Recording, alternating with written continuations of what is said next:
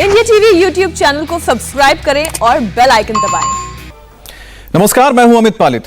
Corona का नया strain Hindustan में कहर बरपा रहा है और इस बार कोरोना से सबसे ज्यादा खतरा यंगिस्तान को है। वायरस का नया म्यूटेंट मानो चुन चुनकर 18 प्लस के युवाओं को टारगेट कर रहा है। जल्द ही भारत में कोरोना पेशेंट्स का कुल आंकड़ा 2 करोड़ के पार होगा और इससे बचने के लिए कई युवा बार बार सीटी स्कैन करा रहे हैं, तो कुछ खुद ही दवाइयां शुरू कर दी हैं। इसके बचने के लिए देश के सबसे बड़े डॉक्टर्स ने कुछ सलाह दी है। इसे फॉलो करके आप भी कोरोना से बच सकते हैं। इसलिए आज की स्पेशल रिपोर्ट आप बहुत ध्यान से देखिए। सीटी स्कैन आजकल बहुत ज़्यादा लोग करा रहे हैं और ये सोचते हैं कि जब भी उनकी कोविड पॉजिटिव रिपोर्ट आई तो एकदम सीटी करा लें। क्या आपने भी कोरोना जांच के लिए बार बार सीटी स्कैन कराया है? सीटी कराने का कोई फायदा नहीं है, स्पेशली अगर आपको माइल्ड इलनेस है, आप होम आइसोलेशन पे हो। क्या सिर्फ सीटी स्कैन ही बताएगा लंग्स में इंफेक्शन की सच्चाई? तो अपने आप को नुकसान ही ज़्यादा करा रहे हैं जब उसकी ज़रूरत नहीं है, क्योंकि आप अपने आप को रेडिएशन एक्सपोजर कर रहे हैं। क्या बिना वजह सीटी स्कैन वायरस से ज्यादा आपको डैमेज करेगा? कब ऑक्सीजन देनी चाहिए, कब नहीं देनी चाहिए, रेमडेसिविर और दवाइयों का क्या रोल है और प्लाज्मा का क्या रोल है। कोरोना के इलाज में सीटी स्कैन और बाकी ट्रीटमेंट कितने जरूरी हैं? इस पर आपके सभी सवालों के जवाब खुद एम्स के डायरेक्टर डॉक्टर रणदीप गुलेरिया ने दिया है। ऑप्टिमम ट्रीटमेंट हो और हम लोगों की जान बचा पाएं। सच और मौजूदा तथ्य ये कहते हैं कि कोरोना वायरस ने अपना रूप बदल लिया है।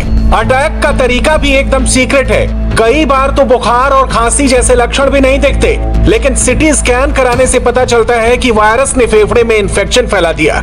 जगह जगह पैचेस बन गए और मरीज की हालत खराब हो गई। ऐसा कुछ मामलों में हुआ। इसके बाद लोगों ने सीटी स्कैन को RT-PCR जैसा आम टेस्ट बना दिया। उन्हें जरा भी दिक्कत होती है, गले में खराश भी हो, तो वो सीधे सीटी स्कैन करा लेते हैं। कुछ लोग ऐसे हैं जो हर 3 दिन बाद सीटी करा रहे हैं और मैं उनको यही कहना चाहूँगा कि इससे नुकसान ज़्यादा है। आप अपनी बॉडी को रेडिएशन एक्सपोजर कर रहे हैं जो बाद में नुकसानदेही हो सकता है। सीटी स्कैन और बायोमार्कर्स, क्योंकि उसका बहुत मिसयूज हो रहा है और वो नुकसानदेह भी हो सकते हैं। तो अगर हम देखें तो सीटी स्कैन आजकल बहुत ज़्यादा लोग करा रहे हैं और ये सोचते हैं कि जब भी उनकी कोविड पॉजिटिव रिपोर्ट आई तो एकदम सीटी करा लें। सबसे मैं पहले ये कहना चाहूँगा कि शुरू में सीटी कराने का कोई फ़ायदा नहीं है। माइल्ड जो आपको अगर इन्फेक्शन है, माइल्ड कोविड है, तो सीटी से कोई फ़ायदा नहीं है। सीटी में कुछ पैचेस आएंगे। सीटी स्कैन खाली एक कोलैबोरेटिव एविडेंस है, यानी कि एक तो क्लिनिकल लक्षण होते हैं, दूसरा लैब टेस्ट होता है, तीसरा सीटी स्कैन होता है। हम खाली सीटी स्कैन उन पेशेंट्स के लिए प्रिस्क्राइब करते हैं, एडवाइस करते हैं जिनको मेजर लक्षण हो। हर एक पेशेंट को सीटी स्कैन का जरूरत नहीं है। ये एक्सेसिव रेडिएशन एक्सपोज करने वाली बात है और जो सिस्टम ऑलरेडी क्राउडेड है उसके ऊपर आप ज्यादा वजन डाल रहे हैं, फायदा नहीं है। सीटी स्कैन या HRCT टेस्ट शरीर में छिपे कोरोना वायरस की पहचान करने वाला टेस्ट है। ये शरीर के अंगों को स्कैन करके उसकी तस्वीर बनाता है। इससे पता चलता है कि आप कोरोना से संक्रमित हैं या नहीं। ये टेस्ट मरीज की छाती के अंदर कोरोना संक्रमण की 3D तस्वीर देता है। बिना चीर फाड़ किए ही पूरी जानकारी मिल जाती है और कोरोना वायरस स्कैन से बच नहीं सकता। लेकिन यह टेस्ट सिर्फ मीडियम इन्फेक्शन वाले मरीजों के लिए मददगार है। माइल्ड कोरोना इन्फेक्शन में सीटी स्कैन जरूरी नहीं है, लेकिन लोग मानने को तैयार नहीं है। कई स्टडीज हुई हैं। एक स्टडी हुई है जिन्होंने एसिम्प्टोमेटिक लोगों में सीटी देखा और यह पाया कि 30 से 40% एसिम्प्टोमेटिक लोग जिनको कोई लक्षण नहीं है, सिर्फ उनका कोविड पॉजिटिव है, उनके सीटी में भी कुछ पैचेस आते हैं और वो अपने आप बिना ट्रीटमेंट के खत्म हो जाते हैं। तो इसलिए सीटी कराने का कोई फायदा नहीं है, स्पेशली अगर आपको माइल्ड इलनेस है, आप होम आइसोलेशन पे हो और आपकी सैचुरेशन ठीक है और कोई ऐसे कोई लक्षण नहीं है। कोरोना की वजह से लोग टेंशन में हैं, जरूरत से ज्यादा सीटी स्कैन करा रहे हैं। ऐसा करके वो शायद कोरोना के खतरे से बच जाएंगे, लेकिन इस टेस्ट को मिसयूज करना कैंसर की वजह भी बन सकता है। इसका नुकसान समझने की जरूरत है। अगर हम एक सीटी कराते हैं, it is equivalent to almost 300 to 400 chest X-rays. आपने एक सीटी कराया तो आप ये समझ लें कि आपने अपने 300 एक्सरे करा लिए चेस्ट के। और ये भी डेटा है IAEA का भी, इंटरनेशनल एटॉमिक एनर्जी कमीशन का भी डेटा है, जो रेडिएशन प्रोटेक्शन इन मेडिसिन की बात करते हैं, कि बार बार स्पेशली यंगर एज ग्रुप में सीटी कराने से risk of cancer in later life increases. तो आप अपने आप को नुकसान ही ज़्यादा करा रहे हैं जब उसकी ज़रूरत नहीं है, क्योंकि आप अपने आप को रेडिएशन एक्सपोजर कर रहे हैं और उससे बाद में कैंसर होने का चांस बढ़ सकता है। सिटी स्कैन से निकलने वाला रेडिएशन कैंसर की वजह बन सकता है। अमेरिका के हार्वर्ड यूनिवर्सिटी में हुई रिसर्च के मुताबिक छाती का एक्सरे कराने के मुकाबले सिटी स्कैन में 70 गुना अधिक रेडिएशन होता है। हर 2000 में से एक मरीज में सिटी स्कैन के रेडिएशन की ओवरडोज से कैंसर का खतरा बढ़ जाता है। इसलिए बिना वजह सिटी स्कैन ना कराएं। बिना वजह सिटी स्कैन से उन मरीजों को भी दिक्कत हुई जिन्हें सचमुच में इस टेस्ट की जरूरत थी। कोरोना की सेकेंड वेव में करीब 50% मरीज 21 साल से 40 साल की उम्र के ही हैं। सबसे ज्यादा इन्फेक्शन 31 से 40 साल के युवाओं में है। हालांकि कोरोना से जान गंवाने वालों में 40 साल से कम उम्र वालों की संख्या सिर्फ 10% है। कोरोना की सेकेंड वेव में युवाओं में सबसे ज्यादा इन्फेक्शन फैलाया है और ऐसे आंकड़ों से यंग जनरेशन पैनिक में है और मेडिकल टेस्ट का मिसयूज भी कर रही है। इससे पैनिक रिएक्शन ही ज्यादा होगा। ये सारे बायोमार्कर्स एक्यूट फेज रिएक्टेंट है, मतलब अगर आपके बॉडी में कभी भी इन्फ्लेमेशन होगी तो ये बढ़ेंगे। अगर आपको फिंसी हुई, कोई जख्म हुआ, दांत में इन्फेक्शन हुआ, तो भी ये सब बायोमार्कर्स बढ़ेंगे, क्योंकि एक बॉडी का इन्फ्लेमेटरी रिस्पॉन्स है। तो इससे ये नहीं पता चलता कि आपकी बीमारी जो है वो बढ़ गई है।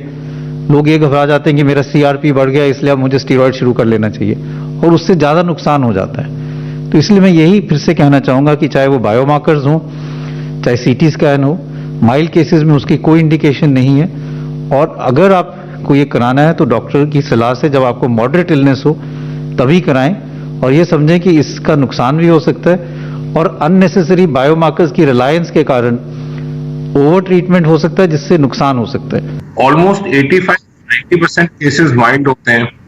सबसे जरूरी जो चीज समझनी है कि कोई पैनिक, कोई फियर, कोई एंजाइटी या कोई पैनिक बटन प्रेस करने की जरूरत नहीं है। सबसे जरूरी है होम आइसोलेशन, मास्क पहनिए और अपने लोकल डॉक्टर से टेलीफोन पर बात करिए। अपने आप दवाई शुरू मत करिए, अपने आप टेस्ट मत कराइए, अपने आप एंटीबायोटिक स्टेरॉइड शुरू मत करिए, अपने आप लगातार स्टीम ये वो घर की रेमेडीज मत लीजिए। गो बाय साइंटिफिक डेटा। युवाओं में डर की एक और वजह है कोरोना का डबल म्यूटेंट स्ट्रेन, जो अब दुनिया की 17 देशों में पहुंच चुका है। कोरोना वायरस के भारतीय वेरिएंट के 2 म्यूटेशन हुए हैं। दुनिया में ऐसा पहली बार हुआ है जब एक ही वेरिएंट में 2 म्यूटेशन मिले। इनमें एक खास स्पाइक प्रोटीन भी है जो इंसानों में तेजी से इंफेक्शन फैलाने में मदद करता है। वैज्ञानिकों का अनुमान है कि ये दोनों म्यूटेशन हमारी एंटीबॉडीज को भी धोखा दे सकते हैं।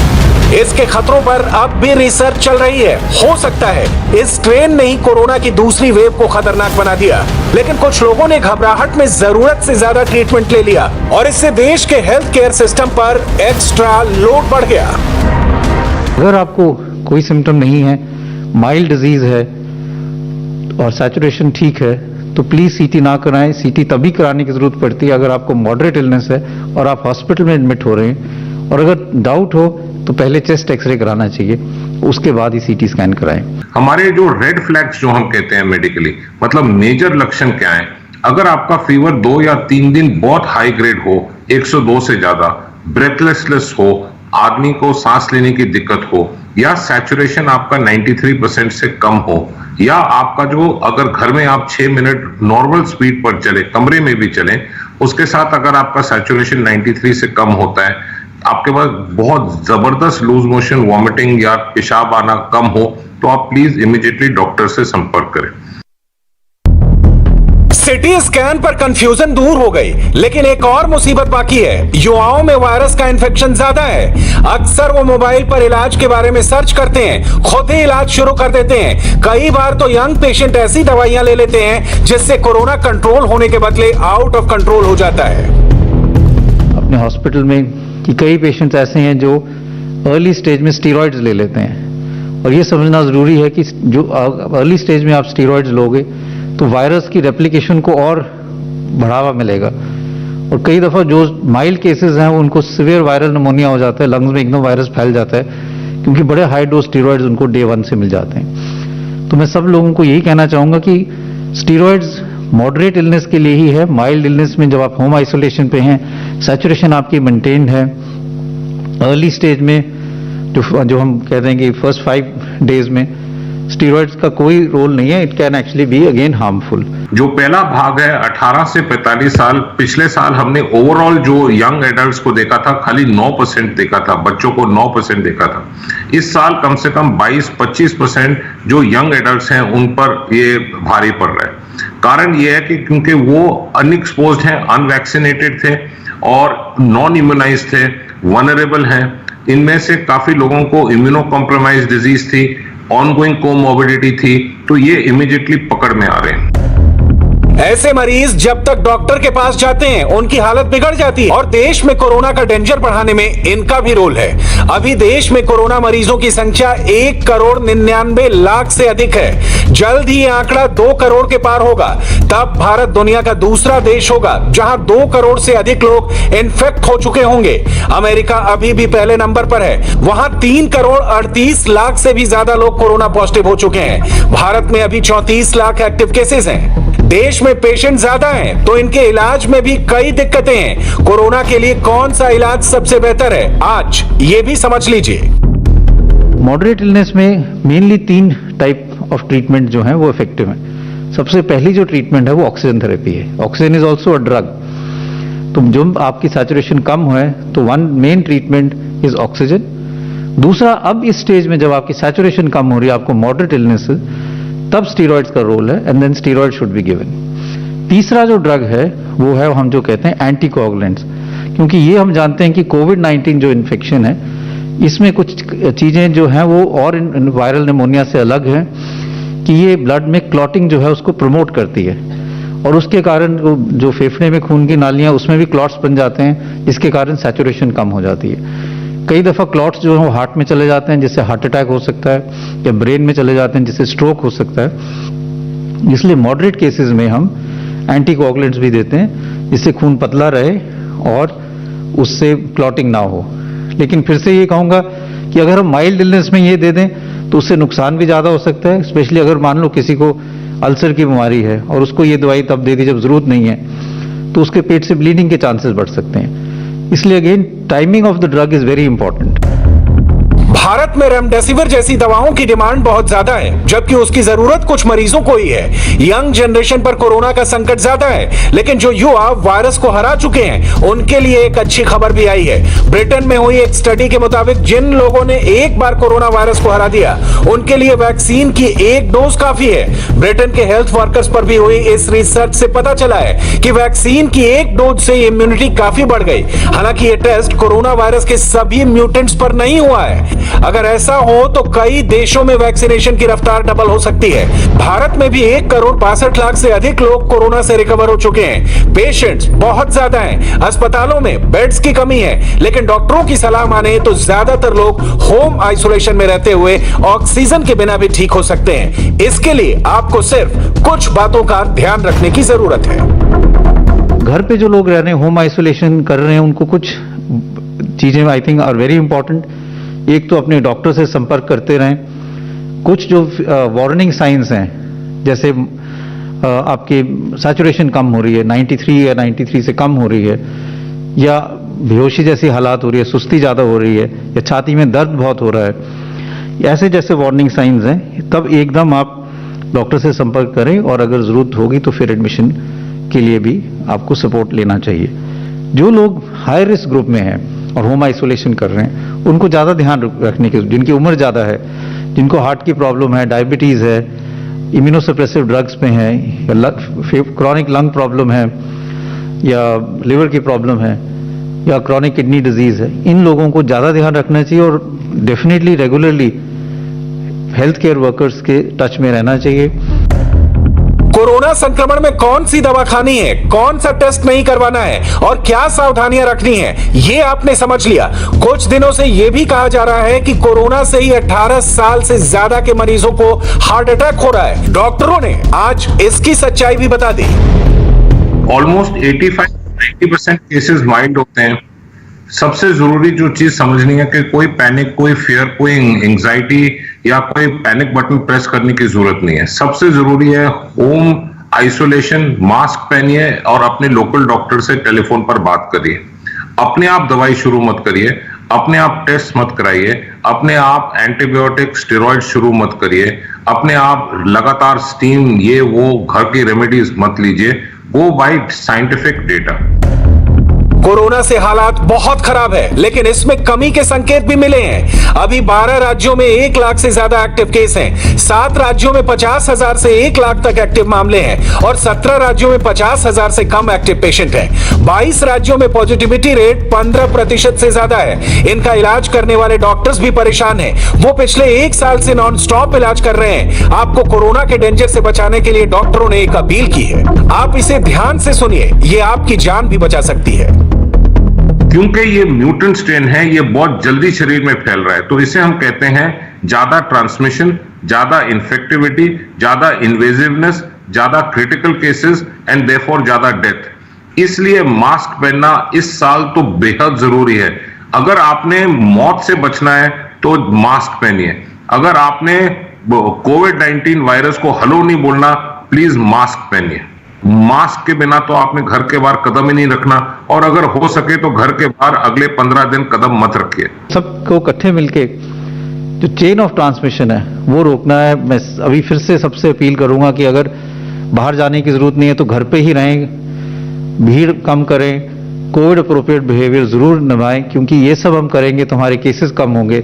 तो जिन लोगों को हॉस्पिटल की बेड्स की जरूरत है उनको फिर वो आराम से बेड मिल पाएगा और ऑक्सीजन मिल पाएगी। कोरोना कोई छोटी क्राइसिस नहीं है, इससे बचाने में यंग जनरेशन का बड़ा रोल है। अगर वो डॉक्टरों की ये सलाह मान ले, उपायों को अपना ले, तो उनके साथ साथ देश की मुश्किलें भी कम हो जाएंगी और कोरोना की अगली वेव शुरू होने से पहले ही ये महामारी खत्म हो जाएगी। और आपको बताएं कि दिल्ली में कहां पर बनाया गया है सबसे बड़ा वैक्सीनेशन सेंटर। ब्रेक के बाद पूरी डिटेल। नमस्ते, मैं हूं मीनाक्षी जोशी। वीडियो और खबरों से अपडेट रहने के लिए India TV YouTube channel subscribe करें, बेल आइकन दबाना ना भूलें। जुड़े रहें इंडिया टीवी के साथ।